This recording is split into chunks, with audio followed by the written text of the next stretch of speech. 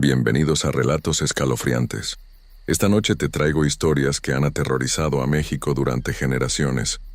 Brujas y encuentros sin explicación. Antes de comenzar, más de la mitad de ustedes aún no están suscritos. Quiero pedirte un favor. Si te gusta el terror, suscríbete y deja tu like. Es gratis y me ayudas muchísimo a seguir trayéndote más historias como estas.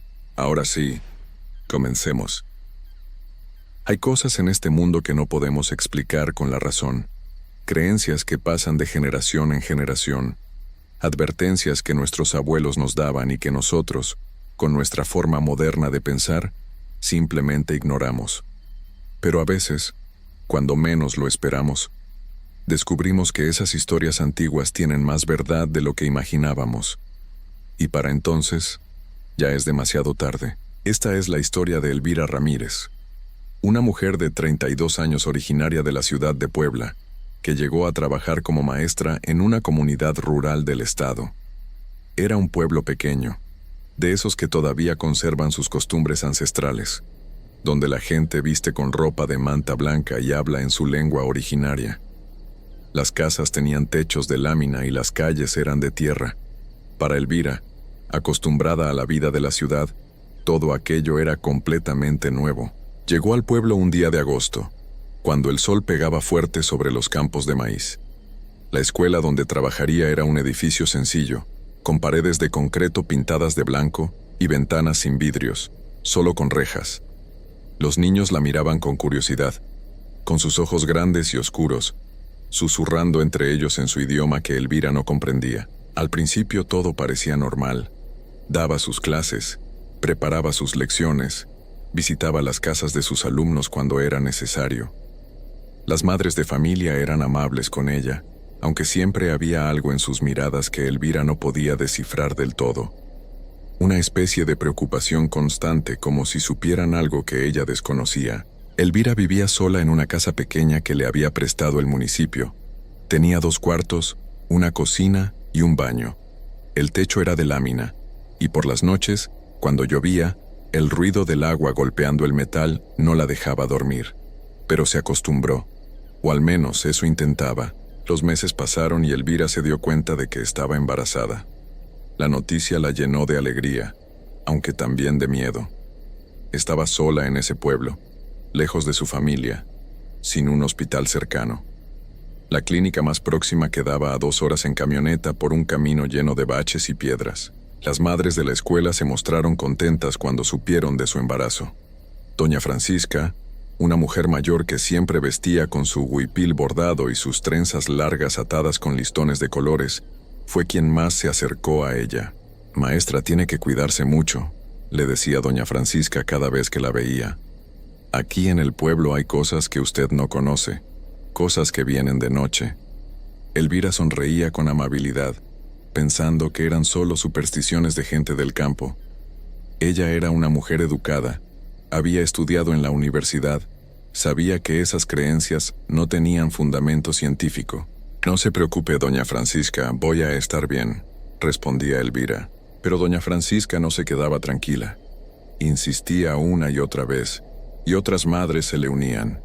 Le hablaban en español mezclado con palabras en su lengua, tratando de explicarle algo que Elvira no terminaba de entender. «Hay personas aquí que no son lo que parecen», le decía una de las madres más jóvenes, llamada Lucía. «De noche se transforman, buscan a los bebés recién llegados». Elvira escuchaba con educación, pero no les creía. Para ella todo aquello sonaba a cuentos para asustar niños, leyendas rurales sin ninguna base real. El embarazo continuó sin problemas. Elvira seguía dando clases hasta que su vientre creció tanto que ya le costaba trabajo estar de pie durante horas. Las madres de familia le llevaban comida, té de hierbas, tortillas recién hechas. La cuidaban como si fuera parte de su comunidad. Cuando llegó el momento del parto, Elvira tuvo que hacer el largo viaje hasta la clínica. Fue un parto difícil, que duró muchas horas, pero al final nació una niña hermosa, de ojos grandes y piel suave. Elvira la llamó Camila. Regresó al pueblo con su bebé envuelta en una cobija rosa. La pequeña era tranquila, casi no lloraba, y eso tranquilizaba a Elvira. Pensó que podría seguir trabajando sin mayores problemas, que todo estaría bien. Pero desde el primer día que llegó con la bebé, las madres de familia empezaron a visitarla más seguido. Traían regalos, ropita tejida a mano, mantitas bordadas y algo más que a Elvira le pareció extraño. Doña Francisca fue la primera en llegar aquella tarde. Tocó la puerta de lámina con sus nudillos arrugados y entró sin esperar respuesta, como era costumbre en el pueblo. En sus manos traía una bolsa de tela. «Maestra, vine a ver a la niña», dijo con una sonrisa que no alcanzaba sus ojos.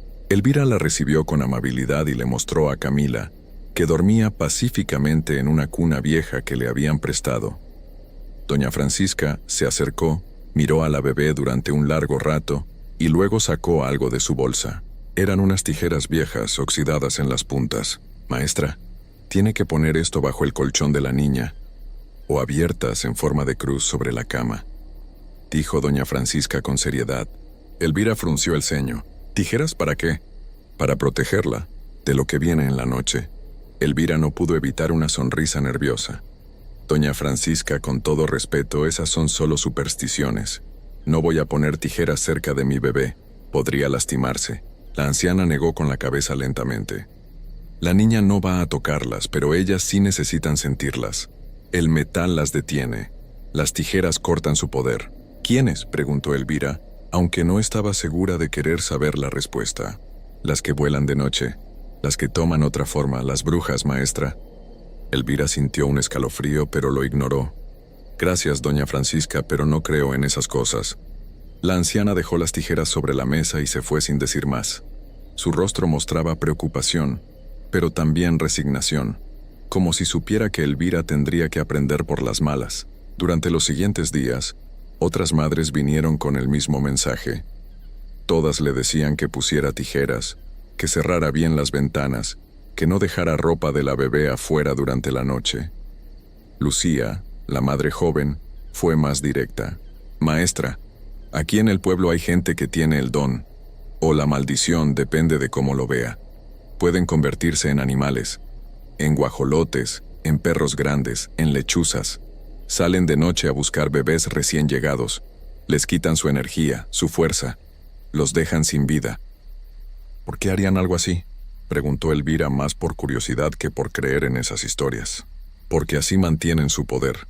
La energía de los recién llegados es pura, fuerte. La necesitan para seguir transformándose, para vivir más tiempo». Elvira agradeció la preocupación, pero no hizo caso. No puso las tijeras. No cerró las ventanas con tablones como le sugerían. Para ella, todo aquello era producto de la ignorancia y el miedo. Las primeras noches fueron tranquilas. Camila dormía bien, solo despertaba para comer y volvía a dormir. Elvira se sentía orgullosa de su bebé, de lo fácil que estaba resultando todo. Pero una noche algo cambió. Elvira se había quedado dormida en su cama, exhausta después de un día largo. El cuarto de la bebé estaba al lado, separado solo por una pared delgada de madera. Camila dormía en su cuna, envuelta en su cobija. Cerca de la medianoche, Elvira despertó con el llanto de su hija. No era un llanto normal, de hambre o de pañal sucio. Era un llanto desesperado, como si algo la estuviera asustando terriblemente. Elvira se levantó de inmediato y corrió al cuarto. Encendió la luz y revisó a la bebé. No tenía nada. No estaba mojada. No tenía fiebre. No había ningún insecto. Pero Camila seguía llorando con los ojos cerrados, como si estuviera teniendo una pesadilla horrible. Elvira la cargó, la meció, le cantó bajito. Poco a poco, la bebé se fue calmando hasta que volvió a dormirse. Elvira la dejó en la cuna y regresó a su cama, pensando que tal vez había sido un cólico, pero cuando estaba por quedarse dormida de nuevo, escuchó un ruido extraño. Un ruido que venía del techo, como si algo pesado estuviera caminando sobre la lámina. Elvira se quedó muy quieta escuchando. El ruido continuó. Pasos lentos, pesados que hacían crujir el metal del techo. Su corazón empezó a latir más rápido. Se levantó con cuidado y caminó hasta la ventana del cuarto de la bebé. La ventana no tenía vidrio, solo una reja oxidada y una cortina delgada. Elvira movió la cortina apenas un poco y miró hacia afuera. La luna llena iluminaba el patio de tierra. Y ahí, sobre el techo de su casa, vio algo que la dejó helada. Era un animal grande, del tamaño de un guajolote, pero había algo terriblemente extraño en él. Sus ojos brillaban con una luz que no era natural, un brillo rojizo que no debería existir en ningún animal. La criatura movía la cabeza de un lado a otro, como si estuviera buscando algo, como si estuviera oliendo el aire. Elvira no podía moverse. El miedo la había paralizado completamente. El animal caminó lentamente sobre el techo, acercándose a donde estaba la ventana del cuarto de Camila. Elvira pudo ver sus patas, sus plumas oscuras, pero sobre todo, esos ojos que parecían mirar directamente hacia adentro. De repente escuchó voces afuera. Eran sus vecinos, don Pedro y su esposa. Habían salido de su casa con una lámpara de mano. «Fuera de aquí», gritó don Pedro, y aventó una piedra hacia el techo. El animal volteó hacia ellos, soltó un sonido extraño, como un graznido pero más profundo, más amenazante. Luego, con un movimiento rápido, saltó del techo y desapareció en la oscuridad. Elvira estaba temblando. Salió de su casa y se encontró con sus vecinos. «¿Lo vio, maestra?», preguntó don Pedro. Era un hombre de unos 50 años, serio, que casi nunca hablaba. «Esa cosa no es un animal normal». Yo no sé qué era», dijo Elvira con voz temblorosa. La esposa de don Pedro, doña Carmen, la tomó del brazo. «Ya le dijeron que pusiera las tijeras, ¿verdad? ¿Por qué no hace caso? Yo pensé que eran solo historias». «No son historias, maestra. Aquí esas cosas pasan de verdad. Esa que vio no es un guajolote. Es alguien del pueblo que se transforma. Vienen por los bebés. Tienen que chuparles la vida para mantener su poder». Elvira sintió que las piernas le temblaban. «¿Pero quién? ¿Quién haría algo así?». Don Pedro y su esposa se miraron entre ellos. «No podemos decir nombres, es peligroso. Pero tiene que proteger a su niña. Ponga las tijeras, cierre bien todo, no deje que entre». Esa noche, Elvira no durmió. Se quedó sentada en una silla al lado de la cuna de Camila vigilando. Cada ruido la sobresaltaba, cada sombra la hacía brincar. Por fin, cuando empezó a amanecer, se atrevió a cerrar los ojos. Al día siguiente, Elvira buscó las tijeras que le había dejado doña Francisca. Las puso abiertas, en forma de cruz, bajo el colchón de la cuna. Se sentía tonta haciéndolo, pero el miedo era más fuerte que su orgullo. Durante las siguientes noches no pasó nada. Camila dormía tranquila. No había ruidos en el techo. Elvira empezó a pensar que tal vez había sido solo un animal silvestre, que sus vecinos y las madres de familia habían exagerado. Pero una semana después las cosas empeoraron. Elvira había ido a la tienda del pueblo a comprar leche y pañales. Dejó a Camila con doña Francisca, quien se había ofrecido a cuidarla. Cuando regresó, apenas una hora después, encontró a la anciana muy alterada. «Maestra, pasó algo», dijo doña Francisca con los ojos muy abiertos. «¿Qué pasó? ¿Está bien, Camila?» «La niña está bien, pero vino alguien. Tocó la puerta, preguntó por usted, era doña Refugio». Elvira conocía a doña Refugio. Era una mujer mayor, flaca, que vivía sola en una casa al final del pueblo. Siempre vestía de negro y casi nunca hablaba con nadie. Los niños le tenían miedo. «¿Y qué quería?» «Dijo que quería conocer a la bebé, que le diera permiso de entrar, pero yo no la dejé pasar. Le dije que usted no estaba y que regresara después. Se fue, pero me quedó mirando de una forma muy fea». Elvira no entendía por qué eso era tan grave. «¿Y?» Doña Francisca se acercó más y bajó la voz. «Maestra, ella es una de las que se transforman. Todo el mundo lo sabe. Por eso vive sola. Por eso nadie se le acerca. Quería entrar para oler a la niña, para marcarla. Si hubiera entrado, su niña ya estaría en peligro». El miedo regresó al pecho de Elvira. «¿Está segura?» «Completamente segura, maestra. Esa mujer no es lo que parece. De noche sale, vuela, busca». Esa noche, Elvira cerró todo con más cuidado que nunca. Puso tablones en las ventanas, aseguró la puerta con un palo grueso, revisó que las tijeras estuvieran en su lugar, se sentó de nuevo al lado de la cuna, decidida a no dormir. pero el cansancio era demasiado. Cerca de las 2 de la mañana sus ojos empezaron a cerrarse. Luchó por mantenerse despierta, pero fue inútil. Se quedó dormida en la silla. No supo cuánto tiempo pasó. Lo que la despertó fue un ruido horrible. Un golpe fuerte contra la lámina del techo, como si algo grande hubiera aterrizado ahí con violencia. Elvira abrió los ojos de golpe. El cuarto estaba oscuro. La vela que había encendido se había apagado. Y entonces escuchó algo que la llenó de terror. Camila estaba llorando. Pero no era un llanto fuerte. Era un llanto débil, como si le faltara aire. Como si algo le estuviera quitando la fuerza. Elvira buscó a tientas la lámpara. La encendió con manos temblorosas. La luz iluminó el cuarto, y ahí junto a la ventana vio una sombra. No era completamente humana ni completamente animal. Era algo en medio. Una figura encorvada, con brazos demasiado largos y dedos que terminaban en garras. Su cabeza tenía la forma de un ave, pero su cuerpo era como el de una persona. Y sus ojos, esos ojos rojos brillaban en la oscuridad. La cosa estaba mirando hacia la cuna. Estaba extendiendo sus manos hacia Camila. Elvira gritó. Gritó con todas sus fuerzas y se lanzó hacia la cuna. Agarró a su bebé y la apretó contra su pecho. La criatura soltó un sonido terrible, entre un graznido y un grito humano. ¡Fuera! ¡Fuera de aquí!, gritó Elvira sin saber qué más hacer. La criatura retrocedió pero no se fue. Se quedó ahí, mirándola. Elvira pudo ver su rostro con más claridad bajo la luz de la lámpara. Y lo que vio la hizo sentir que el mundo se derrumbaba. Era el rostro de Doña Refugio. Deformado, mezclado con rasgos de animal, pero era ella. Sus ojos, su nariz, su boca. Era ella. «Dámela», dijo la criatura con una voz ronca, apenas humana. «Dámela y será rápido». «No». Elvira retrocedió hacia la puerta cargando a Camila. La criatura dio un paso adelante, pero entonces sus ojos se fijaron en algo. Las tijeras. Elvira había dejado las tijeras sobre la mesa, al lado de la cuna. La criatura siseó y retrocedió. «Maldita seas», gruñó. «Otra noche volveré.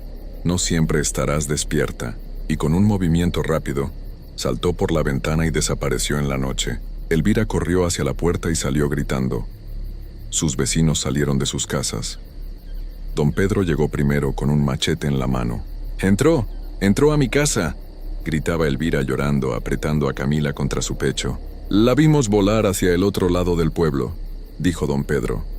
«Ya se fue, maestra, pero va a regresar. Siempre regresan». Doña Carmen abrazó a Elvira. «Tiene que irse del pueblo, maestra. No es seguro para su niña. Mientras esté aquí van a seguir intentando». «¿Por qué nadie hace nada? ¿Por qué no la detienen?». Don Pedro bajó la mirada. «Porque ella no es la única. Hay más, y tienen poder. Si alguien las acusa directamente, esa persona aparece sin vida días después. Nadie se atreve. Por eso solo podemos proteger nuestras casas, poner las tijeras, rezar». Elvira pasó el resto de la noche con sus vecinos. No regresó a su casa hasta que salió el sol. Empacó todo lo que pudo en 2 maletas. Decidió que se iría. Volvería a la ciudad. Renunciaría a su trabajo. No importaba lo que tuviera que hacer, pero no se quedaría en ese pueblo ni una noche más. Pero tenía que esperar hasta el día siguiente para que pasara la camioneta que iba a la ciudad. Solo había una camioneta a la semana. Esa última noche, Elvira durmió en casa de doña Francisca, junto con otras 3 familias del pueblo. Todos se juntaban para protegerse mutuamente. Pusieron tijeras en todas las puertas y ventanas. Rezaron en su lengua, pidiendo protección. Elvira apenas durmió, abrazando a Camila todo el tiempo. La bebé se veía más pálida, más débil. Casi no lloraba ya. Sus ojitos se cerraban constantemente, como si le costara trabajo mantenerlos abiertos. «Está perdiendo su fuerza», dijo doña Francisca con tristeza. «Aunque no la tocaron directamente, ya la marcaron. Su energía se está yendo». «¿Qué puedo hacer?», suplicó Elvira. «Llevársela lejos, muy lejos, a un lugar donde no puedan encontrarla. Y rezar mucho». Finalmente llegó la mañana. Elvira subió a la camioneta con sus maletas y con Camila en brazos. Las madres de familia fueron a despedirse. Todas tenían lágrimas en los ojos. «Lo sentimos, maestra», dijo Lucía. «Le advertimos, tratamos de protegerla». «Lo sé», dijo Elvira. «No fue culpa de ustedes». La camioneta empezó a avanzar por el camino de tierra. Elvira miró por la ventana y vio el pueblo haciéndose cada vez más pequeño. Y ahí, de pie junto a un árbol, vio a Doña Refugio. La mujer la miraba fijamente, con una sonrisa en los labios. Elvira apretó a Camila contra su pecho y volteó hacia otro lado. El viaje de regreso a la ciudad duró 3 horas. Cuando llegó, Elvira fue directamente al hospital. Los doctores revisaron a Camila. Le hicieron estudios, análisis de sangre, radiografías. No encontraron nada malo, pero la bebé seguía débil, sin fuerza, sin ganas de comer. «No sabemos qué tiene», le dijeron los doctores. «Sus signos vitales están bien, pero es como si no tuviera energía». Elvira se quedó en el hospital con su hija durante 2 semanas. Camila no mejoraba. Cada día estaba más débil, más pálida. Dejó de llorar por completo. Apenas abría los ojos. Una noche, mientras Elvira dormía en la silla junto a la cama del hospital, tuvo una pesadilla. Soñó que estaba de regreso en el pueblo, en su casa de techo de lámina. Escuchaba los pasos sobre el metal. Veía la sombra entrando por la ventana. Y entonces despertó, sobresaltada. Miró hacia la cuna del hospital donde dormía Camila. Y su corazón se detuvo. Ahí, junto a la ventana del hospital, en el 3er piso, había una sombra. La misma sombra. La misma figura encorvada con ojos rojos brillantes. «Te dije que volvería», susurró la criatura. Elvira gritó. Pero cuando las enfermeras entraron corriendo no había nada. Solo la ventana abierta y una pluma negra sobre el piso. Camila dejó de respirar esa misma noche. Los doctores intentaron revivirla. Usaron máquinas, medicamentos, todo lo que tenían. Pero fue inútil. La bebé se fue sin hacer ruido, sin abrir los ojos, como si simplemente hubiera decidido que ya no quería estar aquí. Los doctores le dijeron a Elvira que había sido una falla cardíaca repentina, que a veces pasaba con los bebés, que no había forma de predecirlo, que no era culpa de nadie. Pero Elvira sabía la verdad. Sabía exactamente qué había pasado. Y sabía que nadie le creería si lo contaba. Regresó a vivir con sus padres. Nunca más volvió a trabajar como maestra. Nunca más quiso saber nada de ese pueblo en las montañas. Pero las pesadillas nunca la dejaron. Cada noche, cuando cerraba los ojos, escuchaba los pasos sobre el techo de lámina. Veía esos ojos rojos brillando en la oscuridad. Escuchaba esa voz ronca susurrando, «Dámela», y lo peor de todo era saber que había tenido la oportunidad de proteger a su hija, que le habían advertido una y otra vez que había tijeras, tablones, protecciones, pero ella no había creído. Había pensado que era más inteligente que aquellas mujeres del pueblo. Había confiado en la razón, en la ciencia, en la lógica, y ahora Camila estaba muerta. Y Elvira tenía que vivir el resto de su vida con esa culpa, con ese conocimiento terrible de que hay cosas en este mundo que no se pueden explicar. Cosas que existen aunque no queramos creerlo. Cosas que esperan en la oscuridad, que vuelan en la noche, que buscan lo más puro y lo destruyen. A veces, en las noches más oscuras, Elvira se despierta y camina hasta la ventana de su cuarto. Mira hacia afuera, hacia el cielo negro, y jura que puede ver sombras volando entre las nubes, sombras con ojos rojos que la miran desde arriba, recordándole que siempre estarán ahí, esperando, buscando, porque el mal no descansa, y los que no creen son los primeros en caer. Hay cosas en este mundo que no podemos explicar con la razón, cosas que nuestros abuelos conocían y respetaban, pero que nosotros, en nuestra vida moderna, hemos olvidado. A veces pensamos que todo tiene una explicación lógica, que todo puede entenderse con la ciencia o con las palabras. Pero hay lugares donde lo antiguo todavía vive, donde las tradiciones no son solo cuentos para asustar a los niños, sino advertencias reales que se pasan de generación en generación. Esta es la historia de Alicia, una mujer común y corriente que vivía en un pueblo pequeño de Zacatecas y que aprendió de la manera más terrible que hay fuerzas en este mundo, que es mejor no despertar. Alicia era una mujer joven, de apenas 26 años, que había regresado a su pueblo natal después de años de vivir en la ciudad. Había vuelto buscando tranquilidad, un lugar seguro donde criar a su hijo pequeño, un niño de apenas 2 años llamado Miguelito. El pueblo era de esos lugares donde todos se conocen, donde las casas están separadas por calles de tierra y donde el silencio de la noche solo se rompe con el canto de los grillos y el ladrido lejano de algún perro. La casa donde vivía Alicia era sencilla, de adobe y techo de lámina, con un pequeño patio trasero que daba directamente al cerro. Era una casa heredada de su abuela, que había estado vacía por años, pero que aún conservaba ese olor a madera vieja y a tiempo detenido. A Alicia le gustaba la paz del lugar, aunque a veces en las noches más oscuras sentía que el silencio era demasiado profundo, como si el pueblo entero estuviera conteniendo la respiración. Miguelito era un niño tranquilo durante el día, siempre sonriente y curioso, pero por las noches algo cambiaba en él. Cada noche, sin falta, el niño se despertaba llorando. No era un llanto normal de bebé que tiene hambre o que necesita que le cambien el pañal. Era un llanto desesperado, lleno de miedo, como si algo lo estuviera asustando en sus sueños. Alicia lo cargaba, lo mecía, le cantaba canciones, pero nada parecía calmarlo completamente. El niño se quedaba mirando hacia la ventana de su cuarto, hacia el cerro que se alzaba oscuro contra el cielo nocturno, y sus ojitos se llenaban de lágrimas una y otra vez. Al principio, Alicia pensó que eran pesadillas normales, esas cosas que pasan con los niños pequeños. Pero con el paso de las semanas, el llanto se hizo más intenso, más frecuente.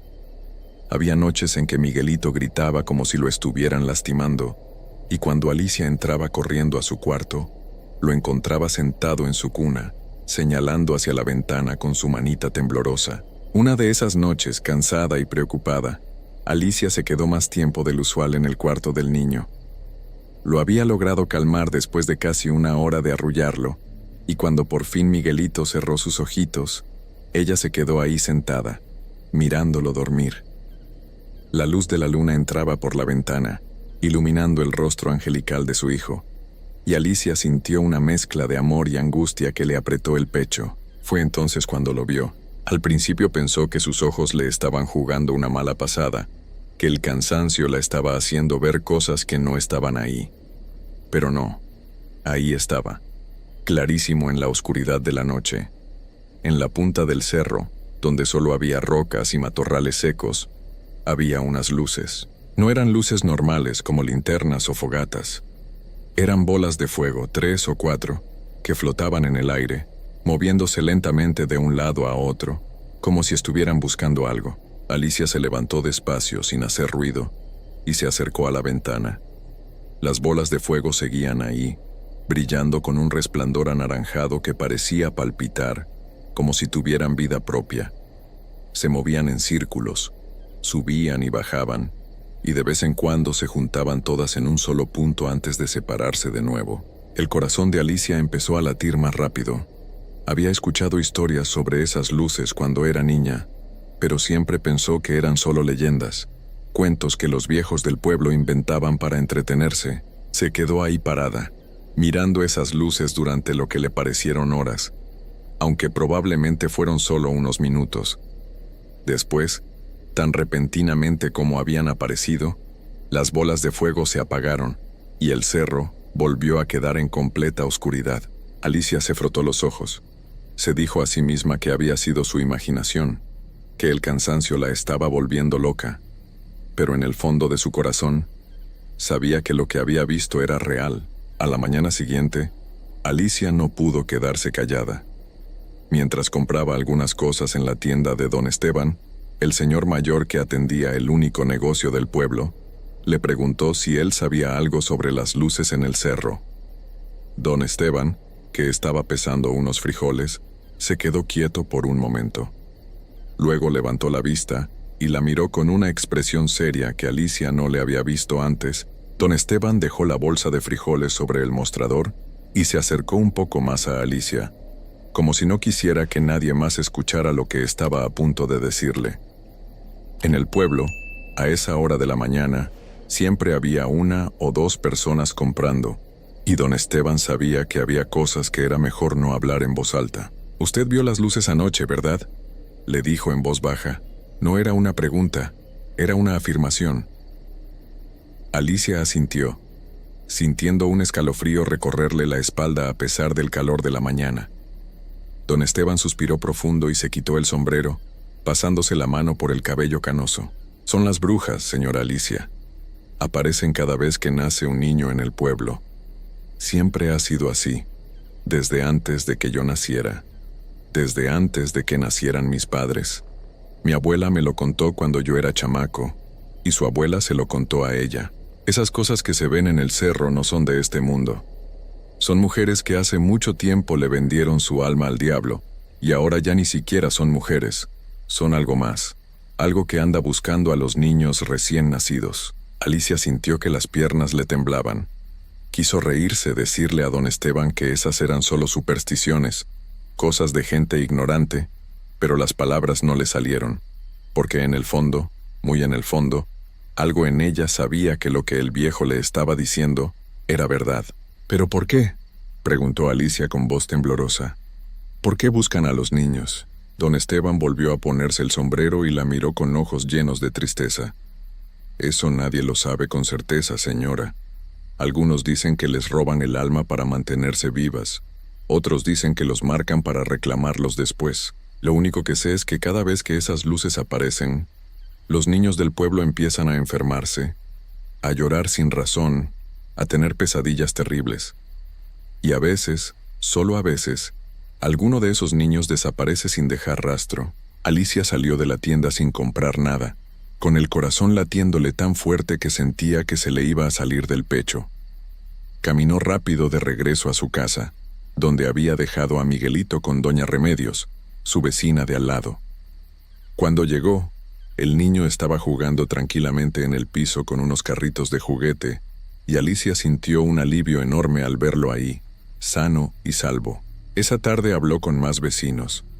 Doña Remedios le confirmó lo mismo que don Esteban. La señora Lupita, que vivía 3 casas más allá, le contó que su hijo mayor, cuando era bebé, también lloraba sin parar cada noche después de que aparecieran las luces. Don Aurelio, el señor que cuidaba el pequeño cementerio del pueblo, le dijo en voz muy baja que había tumbas de niños muy pequeños ahí, niños que según los registros habían dejado de respirar sin razón alguna, en plena noche, sin estar enfermos. Todos le decían lo mismo: proteja a su hijo, no lo deje solo por las noches, rece, ponga una tijera abierta en forma de cruz debajo de la cuna, ponga sal en las ventanas. Alicia escuchaba todo con atención, tomando nota mental de cada consejo, pero por dentro sentía un terror frío que le apretaba el estómago.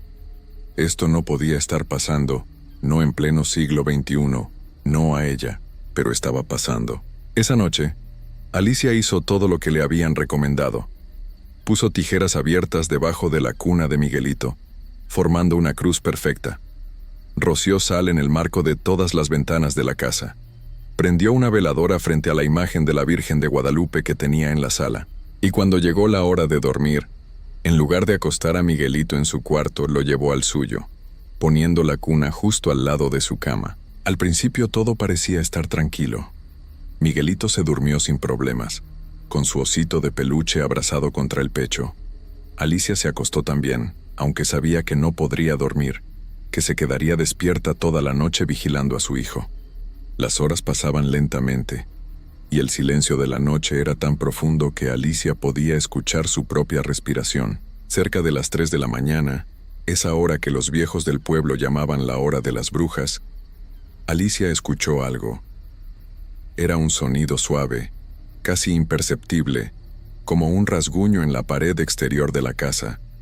Se incorporó en la cama, con todos los sentidos alerta.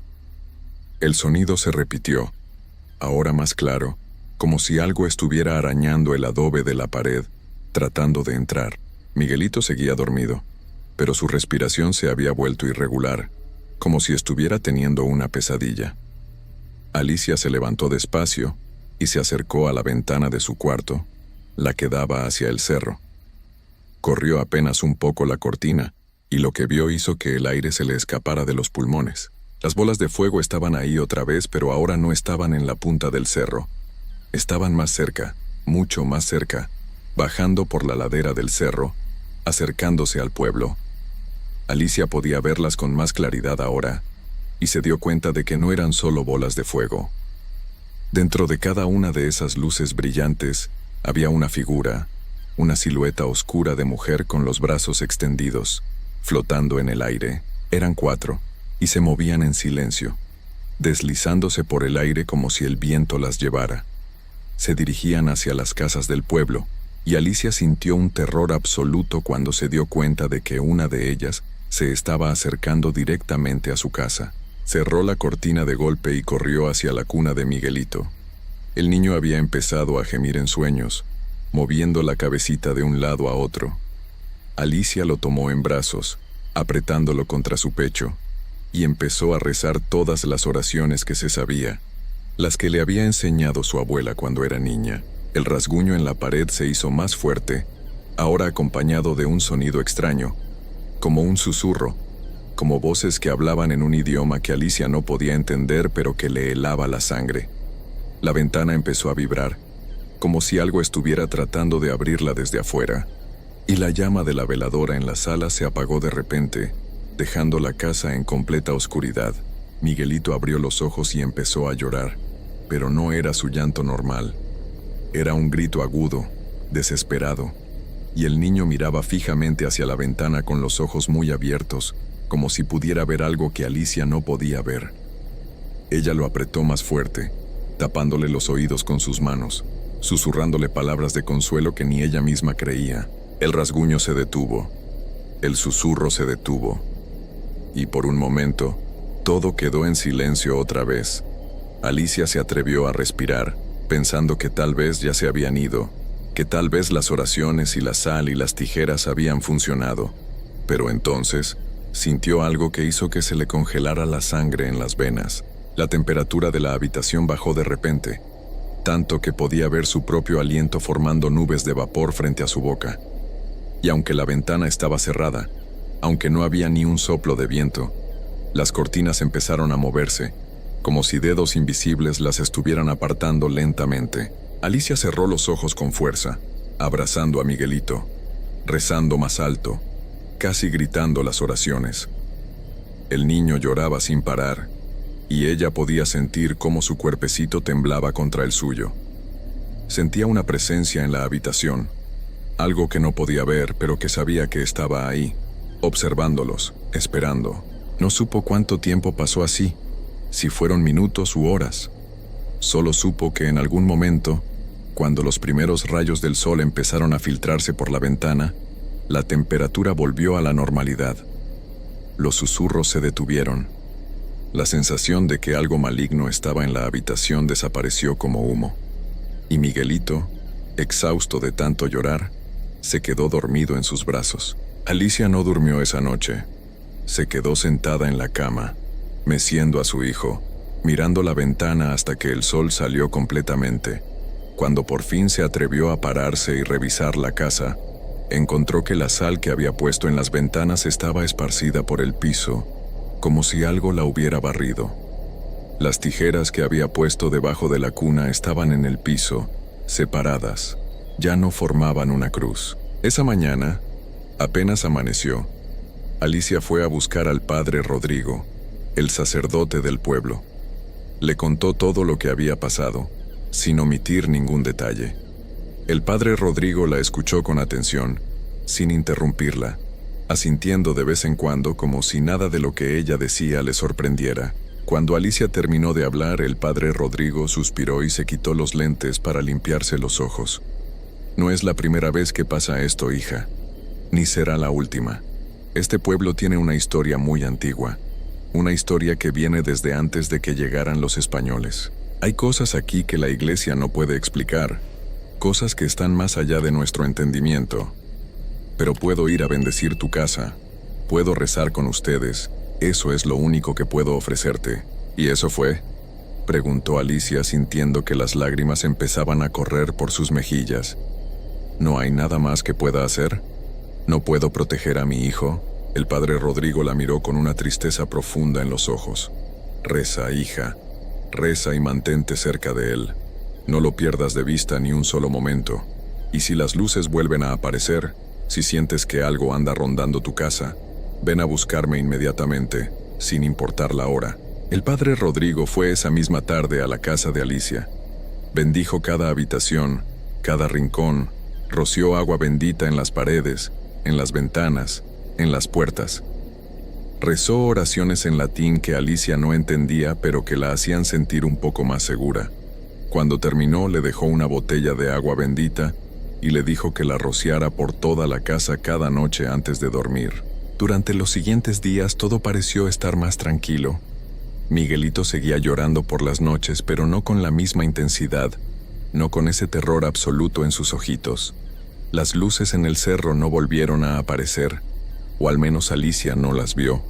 Empezó a pensar que tal vez lo peor ya había pasado, que la bendición del padre Rodrigo había funcionado, pero estaba equivocada. Una semana después de la bendición, en una noche sin luna, las cosas empeoraron. Alicia se había quedado dormida sin querer, vencida por el cansancio de tantas noches sin descanso. Cuando despertó, sintió que algo estaba mal. La casa estaba en silencio, un silencio antinatural que le puso la piel de gallina. Se incorporó rápidamente y miró hacia la cuna de Miguelito. El niño estaba despierto, sentado, mirando hacia la puerta de la habitación. No lloraba, no se movía. Simplemente miraba con una expresión vacía en el rostro que Alicia nunca le había visto antes. Y lo peor de todo era que estaba sonriendo, una sonrisa pequeña que no era propia de un niño de 2 años, una sonrisa que parecía pertenecer a alguien más. Miguelito, susurró Alicia, sintiendo el miedo trepar por su garganta. El niño no respondió, no volteó a verla, siguió mirando hacia la puerta con esa sonrisa extraña en el rostro. Alicia siguió la dirección de la mirada de su hijo y lo que vio hizo que se le paralizara el corazón. En el umbral de la puerta, apenas visible en la oscuridad, había una figura. Era la silueta de una mujer, alta y delgada, completamente negra como si estuviera hecha de sombras. No tenía rasgos faciales, no tenía ojos ni boca, pero Alicia podía sentir que la estaba mirando, que estaba observando a Miguelito con un hambre terrible. La figura no se movía, solo estaba ahí parada, y del lugar donde debería estar su cabeza emanaba un resplandor tenue, anaranjado, como el de las bolas de fuego que Alicia había visto en el cerro. La habitación se llenó de ese olor extraño, a azufre y a tierra mojada, un olor que hacía que Alicia quisiera vomitar. Alicia trató de moverse, de levantarse de la cama para tomar a su hijo, pero su cuerpo no le respondía. Era como si algo invisible la estuviera sosteniendo contra el colchón, como si manos frías la estuvieran presionando contra la cama. Intentó gritar, pero no le salió ningún sonido, solo un gemido ahogado que murió en su garganta. La figura de sombras empezó a moverse, deslizándose por el piso sin hacer ruido, acercándose lentamente a la cuna de Miguelito.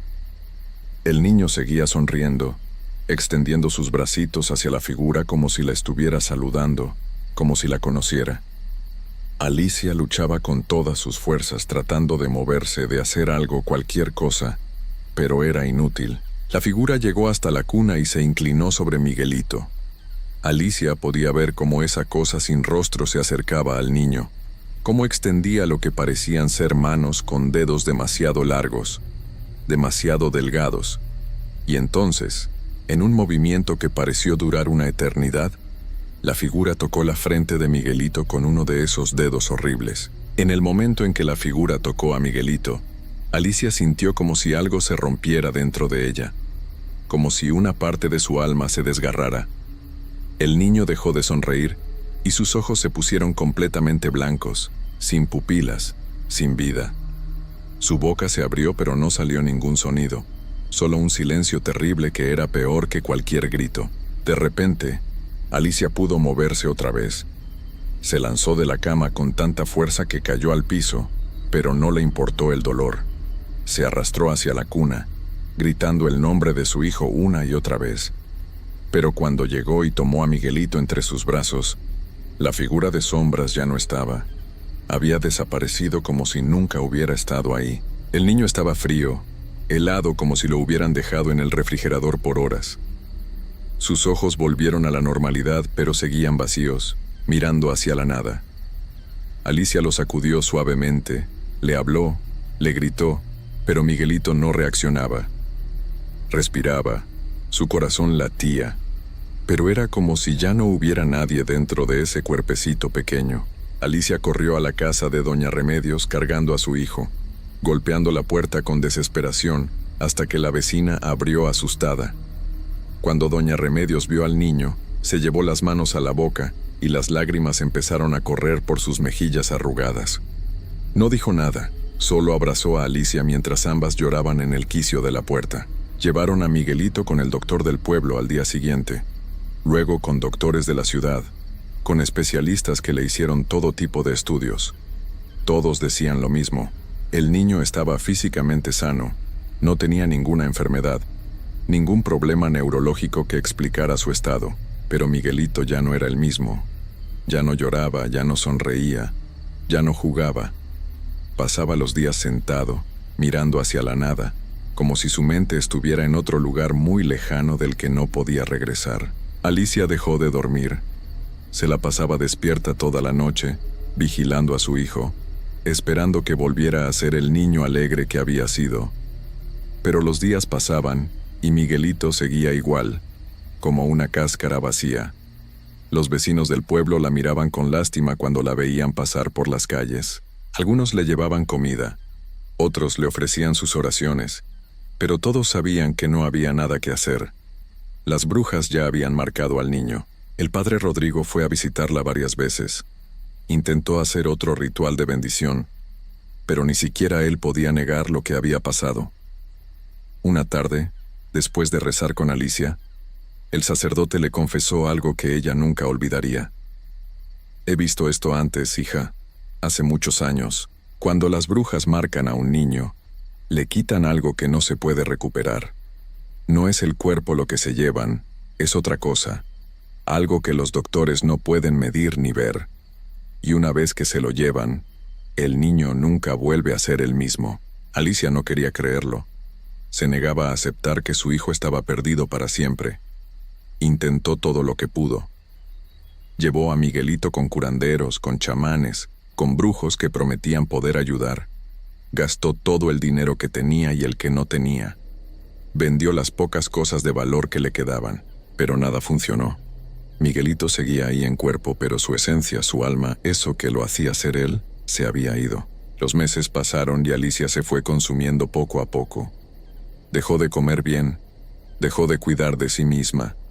Solo vivía para cuidar a Miguelito, para darle de comer, para bañarlo, para vestirlo, aunque el niño no reaccionara a nada de lo que ella hacía. Era como cuidar a una muñeca de carne y hueso que respiraba pero que no tenía vida.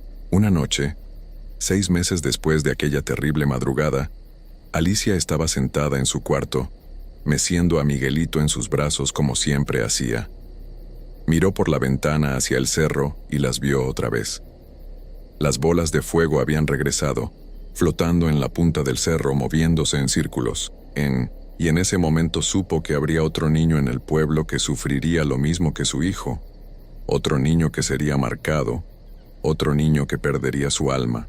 Las lágrimas corrieron por el rostro de Alicia mientras miraba esas luces malditas. Quiso gritar, quiso maldecir a las brujas, quiso hacer algo para advertir a las demás madres del pueblo. Pero sabía que no serviría de nada, porque así había sido siempre en ese lugar. Así había sido por generaciones, y así seguiría siendo. Las brujas del cerro siempre vendrían cuando naciera un niño. Siempre reclamarían lo que consideraban suyo, y nadie, absolutamente nadie, podía detenerlas. Alicia bajó la mirada hacia su hijo. Miguelito tenía los ojos abiertos, mirando hacia el techo con esa expresión vacía que se había vuelto permanente en su rostro. Ya no parecía un niño de 2 años. Parecía algo antiguo, algo que había visto demasiado y que ya no pertenecía a este mundo. Ella lo besó en la frente, sintiendo la frialdad de su piel que nunca volvió a estar tibia, y en ese momento comprendió la terrible verdad que todos en el pueblo sabían, pero que nadie se atrevía a decir en voz alta. Su hijo se había ido la noche que la bruja lo tocó. Lo que ella cargaba en brazos, lo que alimentaba y vestía cada día, ya no era Miguelito. Era solo el cuerpo que había quedado atrás, una prisión vacía que seguiría respirando y viviendo sin propósito, sin alegría, sin nada que valiera la pena llamar vida.